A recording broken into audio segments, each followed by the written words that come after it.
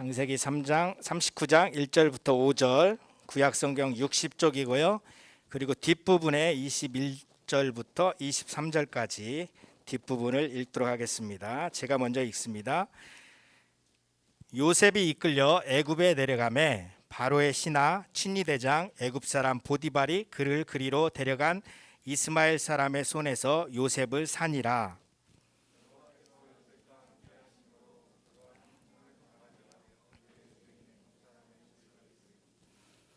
그의 주인이 여호와께서 그와 함께 하심을 보며 또 여호와께서 그의 범사에 형통하게 하심을 보았더라.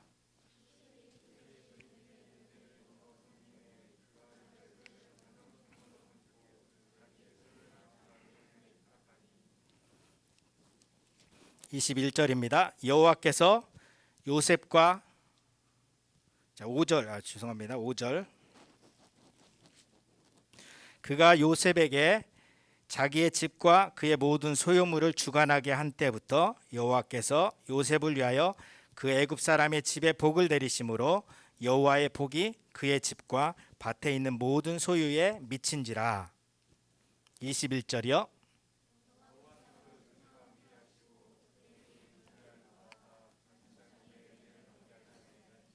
간수장이 옥중 죄수를 다 요셉의 손에 맡김으로 그 재반 사물을 요셉이 처리하고 그의 손에 맡긴 것을 무엇이든지 살펴보지 아니하였으니 이는 여호와께서 요셉과 함께 하심이라. 여호와께서 그를 범사에 형통하게 하셨더라. 아멘. 오늘은 영상을 보지 않고 예배 주제의 제기 영상을 보지 않고 바로 말씀을 듣도록 하겠습니다. 자, 졸릴 수도 있는데 뒤에 등받이에 허리를 완전히 기대지 말고 이렇게 조금 한 10cm 떼고 말씀을 들으면 졸음이 안 와요. 그렇게 하면서 말씀에 집중하면 좋겠어요. 지난 주일까지 이제 우리가 아브라함, 이삭, 야곱에 대한 말씀을 들었어요. 이제 요셉으로 넘어갑니다. 이제 오늘부터 이제 요셉으로 넘어가는데 다음 주까지 요셉과 관련된 이야기가 나올 것입니다. 야곱은 4명의 부인을 두었고요. 4명의 부인. 그러니까 옛날에는 이제 인구가 번성하면서 이제 하나님의 허락하심 가운데서 여러 부인도 둘 수 있었어요. 그런데 이제 그게 나중에 가서는 일부 일처제가 되는 거죠. 사실 원칙적으로는 하나님이 세운 질서로는 남자 여자 각각 한 사람 한 사람 그렇게 결혼해서 함께 하는 것이 가장 완벽하죠. 가장 완벽한 사랑을 이룰 수가 있습니다. 그런데 이제 구약 시대에는 이런 것도 허용이 되는 가운데 이루어졌던 사유였다. 야곱이 4명의 아내를 두고 그 4명의 그 아내를 통하여서 12아들을 낳습니다. 12아들과 1명의 딸을 낳아요. 그런데 야곱은 모든 아들들 가운데서 요셉이라고 하는 아들, 그 아들을 가장 사랑합니다. 요셉. 왜냐하면 이 요셉은 야곱이 가장 사랑한 아내 라헬로부터 태어났기 때문에 그래요. 그가 가장 사랑한 아내가 4명의 아내들 중에 라헬이었는데 그의 아들이었다는 거죠. 그리고 이 요셉은 야곱이 93세 때 낳은 아들이에요. 그러니까 그의 노년에 낳은 아들이었기 때문에 또 더더욱 사랑하게 되는 거죠. 그래서 요셉을 위하여서 특별히 화려한 옷을 지어서 입힙니다. 긴 옷이라고도 해석을 해요. 그래서 다른 형제들은 양치기로 일을 하고 그래야 하기 때문에 그냥 옷에 대해서 특별히 아버지 야곱이 잘 입혀주지 않았어요. 그런데 요셉에게는 유달리 아주 화려한 옷, 긴 옷을 지어 입혔다는 거죠. 그만큼 요셉을 사랑했다는 것을 겉으로 보이는 거예요. 자, 그런데 여러분 보세요. 부모님이 여러 형제들 가운데 한 아이만 더 사랑하면 더 사랑하고 좋아하면 어떤 일이 발생되죠? 문제가 생기죠. 편애가 있으면. 자, 우리 친구들 중에 여기 보면 2자매인 경우도 있고 3남매인 경우도 있고 그런데 부모님이 어떤 아들 어떤 딸만 더 좋아한다. 자, 우리 친구들 가운데 계산이 빠른 친구들은 나중에 내가 부모님으로부터 유산을 상속받을 때는 우리 언니한테 우리 동생한테 더 가지 않을까 막 이런 생각도 하면서 이 스트레스 받을 수도 있겠죠. 다른 형제가 머리가 좋다고 공부를 잘한다고 뭐 부모님을 더 닮았다고 이렇게 사랑하면 거기에 굉장히 상처를 받기 마련이죠. 다른 형제들이 요셉에 대하여서 시기하는 마음을 가지게 되었고 요셉을 미워했다는 거예요.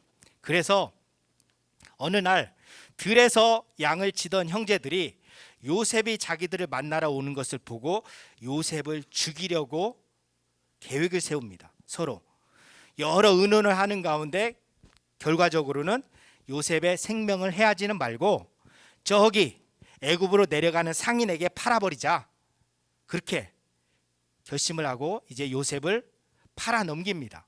그리고 요셉은 이제 애굽으로 팔려가서 그곳에서 노예가 되어서 이제 노예가 되는데 노예 시장에서 한마디로 팔린 거죠. 그를 사간 사람이 있었어요. 그 사람의 이름은 보디발이라고 하는 사람이에요. 자, 요셉이 저 상체를 옷을 입지 않은 사람인가 했더니 그게 아니라 저 옷을 입고 지금 묶인 사람이 요셉인 것 같아요. 자, 애굽 사람의 모습을 저렇게 옷을 벗은 사람의 모습으로 이제 표현을 하고 있는데요. 요셉이 노예로 거기에서 팔려가는데 그를 사간 사람이 보디발이라고 하는 사람이었고 그는 바로 애굽의 왕 파라오의 경호대장이었어요. 굉장히 높은 지위에 있는 사람이 요셉을 자기의 종으로 사갔다는 거죠. 그리고 요셉은 이 보디발의 집에서 노예로 살아갑니다. 그는 보디발의 집에서 종으로 살아야 하는데 지금까지의 삶을 보면 어때요? 그는 아버지와 어머니의 사랑받는 아들이었어요. 자기 집에서 아무 문제 없이 편안히 살고 있었어요. 그런데 이제 그는 종으로 사는 겁니다. 종으로 살면서 주인에게 복종을 하는 거죠. 그리고 애굽의 사람들과 말이 다른 가운데서 문화도 다른 가운데서 새로운 환경에 적응하며 아주 힘들어했을 거라는 거예요. 자, 그의 삶이 한순간에 바뀌어 버렸을 때 그는 거기에서 포기하고 좌절하고 그리고 그 힘들어하는 가운데서 겨우겨우 살아갔을까요? 우리 모두는 아마 다 힘들어하고 괴로워했을 거예요. 요셉도 한동안은 힘들어했겠죠. 그에게 있어서 여러 가지 힘들어하는 것이 있었는데 그의 형제들이 자기를 죽이려고 했다는 사실, 그리고 그의 형제들이 자기를 결국 팔아버렸다는 사실, 형제들의 미움을 받고 버림받았다라고 하는 그 아픔, 그것이 그에게 있어서 가장 큰 힘든 것이 되었을 거예요. 자, 그런데 요셉은 거기에서 자기의 살 소망을 잃지 않고 그곳에서 애굽에서 이 보디발의 집에서 살아가는데 소망을 가지고 살았다는 겁니다. 어떻게 그것이 가능했을까요? 성경은 이렇게 말합니다. 그가 그곳에서도 소망을 가지고 성실하게 일을 했는데 그것은 여호와 하나님께서 그와 함께 하셨기 때문이다. 자, 어느 날 이제 보디발이 요셉을 보니까 똑똑해 보이는 거예요. 아주 빠르게 지혜롭게 일처리를 잘하는 거예요. 일을 맡겼더니 심부름을 시켰더니 잘하는 거예요. 그래서 이제 보디발이 그 집안 일을 다 요셉에게 맡깁니다. 이 집의 가정 총무로 삼았다는 거죠. 최고 가정의 모든 일들을 다 관장할 수 있는 집사로 요셉이 그렇게 되었다는 거예요. 자, 주인이 봤을 때는 요셉이 진실해 보인 거죠. 성실하게 일을 하는 거죠. 그리고 모든 일에 있어서 지혜롭게 일처리를 하는 것을 보고 그의 모든 것들을 다 맡기게 되었다. 자, 그래서 놀라운 변화가 이 집에 일어났는데 뭐냐면 요셉이 이 집에 들어온 이후에 그리고 가정 총무로 일을 한 다음부터 하나님이 보디발에게 복을 부어 주셨다는 거예요. 그래서 자, 저 보디발 앞에서 뭔가를 보고하는 것이겠죠. 주인님, 지금까지 올해 농사가 이렇고 그리고 얼마나 수입을 거둬들였고 다른 일꾼들은 이렇게 일을 잘하고 있고 보고를 하는 모습이겠죠. 그러니까 주인이 봤을 때 요셉이 집안의 모든 일들을 다 잘 처리하는 가운데서 농사도 잘 되고 집이 더 부유하게 되고, 그리고 요셉이 사람 관리를 잘하니까 다른 여러 하인들이 일도 잘하고 모든 것에 있어서 더 좋아졌다는 거예요. 주인이 인정할 수밖에 없는 거죠. 그런데 놀라운 사실은 이 보디발이 요셉과 함께 하시는 하나님을 알게 되었다는 거예요. 비록 하나님을 믿는 데까지는 이르지 않았지만, 저 요셉이라고 하는 친구가 하나님을 부르는데 하나님이라고 하는 신이 요셉과 함께 하는구나. 그러니까 저 친구가 비록 노예이지만 지혜롭게 행하고 진실하게 행하고, 그리고 우리 집에 복을 가져다 주었구나. 이 보디발이 그것을 인정할 수밖에 없었다는 거예요.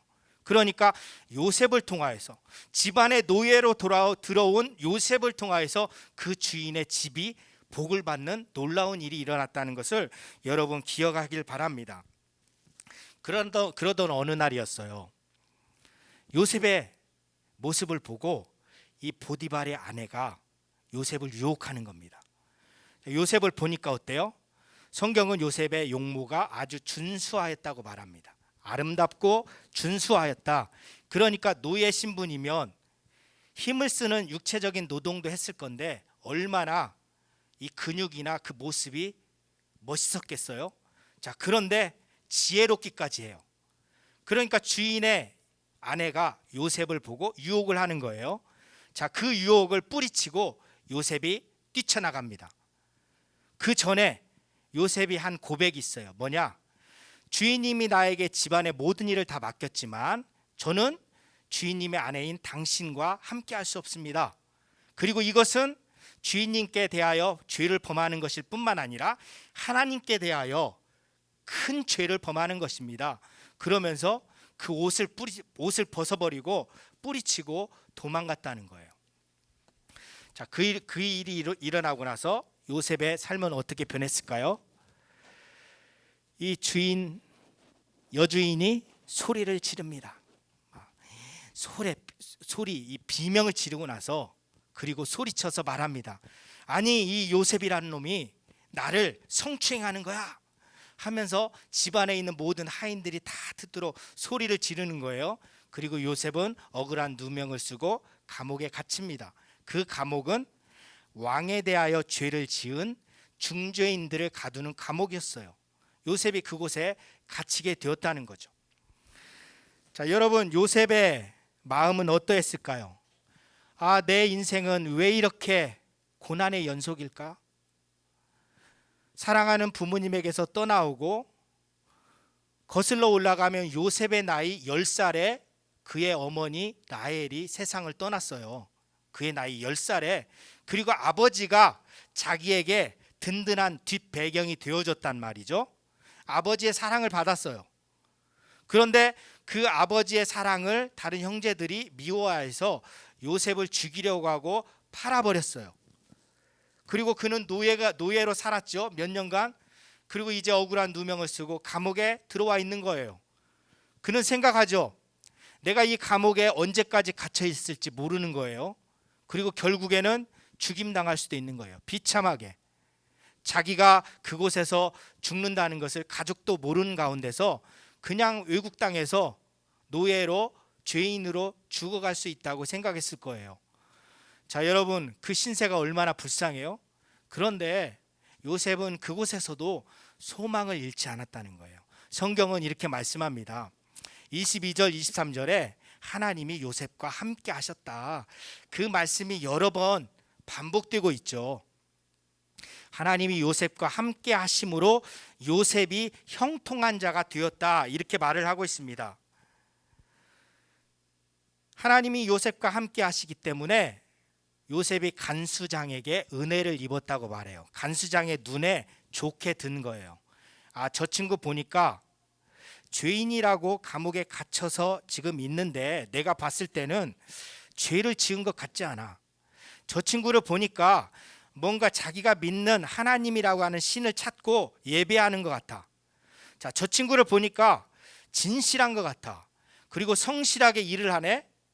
그리고 그의 얼굴에서 기쁨이 떠나지 않네. 그리고 간수장을 돕는다는 거예요. 이 죄인이 간수장을 도와요. 일을 맡겼더니 잘해요. 그러다 보니까 이제 모든 죄인들을 다 관리할 수 있는 권한도 줘요. 죄인으로 갇혔는데 요셉이 다른 죄인들을 관리하는 일을 부여받았다는 거죠. 여러분 놀랍지 않아요? 하나님이 함께 하시니까 우리 사람이 생각할 수 있는, 그런 생각할 수 없는 일이 일어났다는 거죠. 자, 여러분 우리가 생각하면 형통이라고 하는 걸 생각할 수 있어요. 형통. 자, 형통의 그 단어의 뜻은 뭐냐? 모든 일이 자기가 뜻하는 대로 이루어진다. 그것을 형통이라고 해요. 형통. 그러니까 내가 바라는 일, 내가 하는 일이 다 잘 되는 거예요. 세상 사람들의 기준으로 보면은 형통을 이렇게 생각해요. 내가 공부도 잘하고 좋은 대학에 가고 그리고 좋은 직장에 취직하고 돈을 많이 벌고 그리고 내가 하고 싶은 일을 다 하고 또 멋있는 곳에 여행도 가고 맛있는 것도 먹고 다니고 그리고 건강하게 생활하고 내 삶이 행복하고 그리고 아무런 사고와 문제가 없는, 고난이 없는 삶을 사는 거, 해피한 삶을 사는 거, 그것을 형통이라고 생각한다는 거죠. 자, 우리도 그렇게 생각할 수 있어요. 내가 예수님을 믿으니까 내가 공부도 잘하겠지, 내가 예수님을 믿으니까 좋은 대학에 갈 것이고 좋은 곳에 취직을 할 것이고 또 내가 성공할 것이고 내 인생은 고난이 없는 행복한 복을 받는 삶이 될 거야. 우리 그렇게 생각할 수 있어요. 예수님 믿으니까 나는 복을 받는 사람이 되어야 돼. 하나님이 나에게 복을 주셔야 돼. 그렇게 생각할 수 있다는 거예요. 그런데 하나님의 기준으로 봤을 때 형통은 다른 거예요. 하나님의 기준은 뭐냐? 하나님이 함께 하시는 사람이 바로 형통한 사람이라는 거예요. 자, 보세요. 같이 읽을까요? 하나님이 함께하는 사람이, 따라서 해보세요. 하나님이 함께하는 사람이 형통한 사람입니다.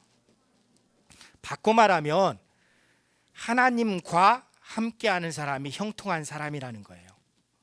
그게 바로 형통이라고 하는 의미이죠. 형통은 언제나 하나님과 함께하는 것이에요. 하나님이 내 생명의, 내 삶의 주님이시다라고 하는 것을 인정하면서 사는 것, 그리고 고난 중에도 어떠한 상황에서든지 하나님을 기억하고 하나님을 의지하는 믿음으로 사는 것, 그것이 바로 형통이라고 하는 거예요. 그 자체가 바로 형통이다. 하나님을 떠나지 않고 어떠한 상황에서도 하나님을 예배하고 하나님과 함께하는 것, 그게 바로 형통이다. 그것을 말합니다. 그리고 그 다음에 형통의 증거들이 나타나는 거예요. 요셉을 생각해 보세요.